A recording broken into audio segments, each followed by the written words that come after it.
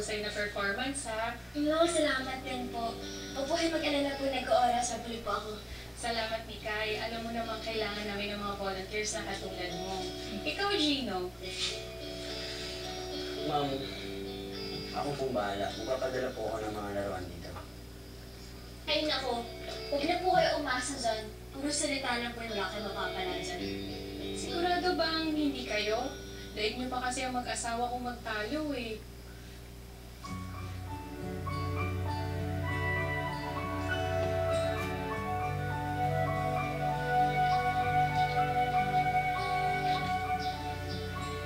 Yun na ang patay mo. Ayos ka na ba? Ang battery ko pa rin sa akin. Hindi mo maintindihan. Ganun ba talaga katanga-tingin mo sa akin? Yung totoo. Sige. Yung totoo talaga. Sige na, sabihin mo. Personal. Hindi ko agad pwede sabihin sa'yo. Sige, una na ako.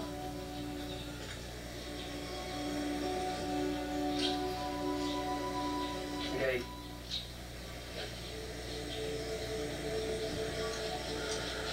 Nung hindi pa rin ako naiyakap ng tatay ko.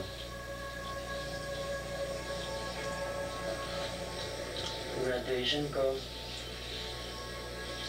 Nung Christmas. Nung birthday ko. Wala akong maalala kahit isa. Gino, be a man! Gino, mahiya ka sa lolo mo. Gino, grow up!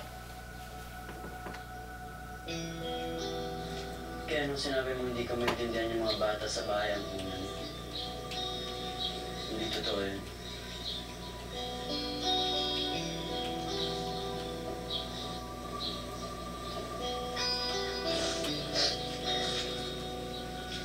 Oh, ayan na. Malalim yun. Sinabi ko pa agad-agad. Nangyayon ako ng tatay dinner ko. Sobrang pasasalamat ko sa kanila kasi may nagmahal sa akin. Pero hindi pa rin nawawala sa isip ko kung sino kaya sila. Bakit nila ako iniwan?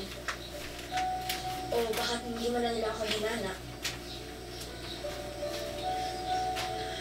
Kaya sinasabi mo sa pamilya mo na hindi ka nila mahal? At least ikaw alam mo na sa'yo sila.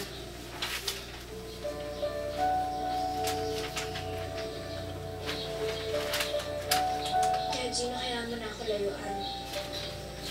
Kasi ayoko mawala sa akin yung pamilyang magmahal sa akin. At kasama na dun sa Ate Bianca.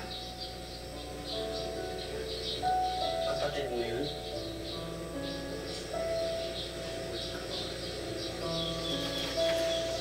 Kaya kung ako'y nakipag-deal sa'yo dati, sanay ko naman makipag-deal sa akin ngayon.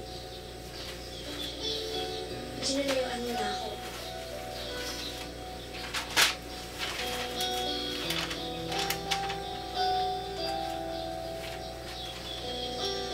Deal.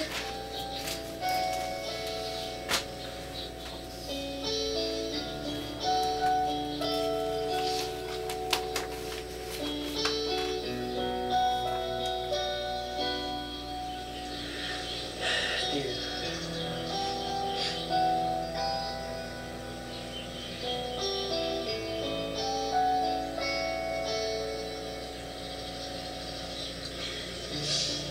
Sige, una na ako. Ingat ka. Mikay. Sigurado ka di ka sasabay? Di ba nga simula ngayon, hindi na tayo magkakalala.